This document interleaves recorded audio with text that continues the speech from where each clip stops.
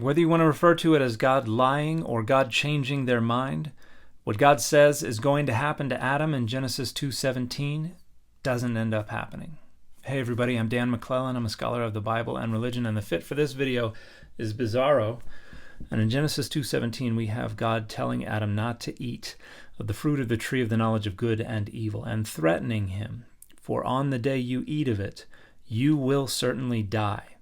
This construction does not refer to a spiritual death. This construction in and of itself does not mean you will be condemned to die. It does not mean you will suddenly realize you're going to die. It doesn't mean any of those things. It means you will certainly die, and there is a temporal scope to this on the day you eat of it, which does not refer to a 1,000-year period that presupposes univocality, that overrules the text in order to protect a dogma.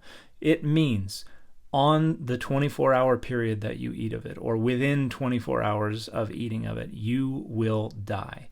And that simply does not happen. Now, there's an argument to make that God is changing their mind, is like an impetuous parent that makes a threat and then decides they don't want to carry through with it. But I think the argument is better that God is lying, because the primeval history is consistently representing God as the antagonist to humanity.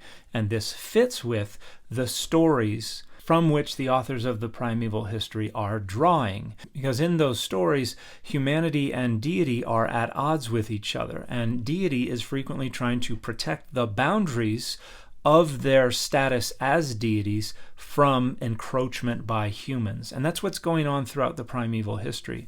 It's what God is trying to stop from happening in the story of Adam and Eve. It's what God is trying to stop from happening when the sons of God have children with the daughters of humanity, and so God sends the flood.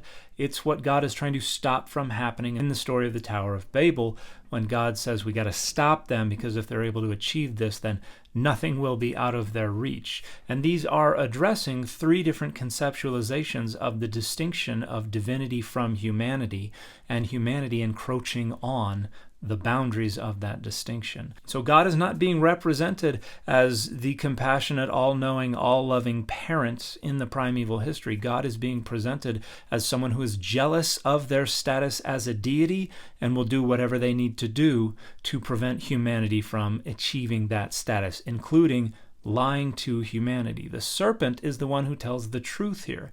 God withholds information. God doesn't say, hey, here's everything that's going to happen, but also you're going to die. God says, don't do it or you'll die. The serpent says, you will not die, but you will become as the gods, knowing good and evil. And the text states that as soon as they ate of it, their eyes were immediately opened, and they knew that they were naked. And then God themselves acknowledges that what the serpent said was true in Genesis 3:22, when they state, the human has become like one of us, exactly as the serpent said. And guess what?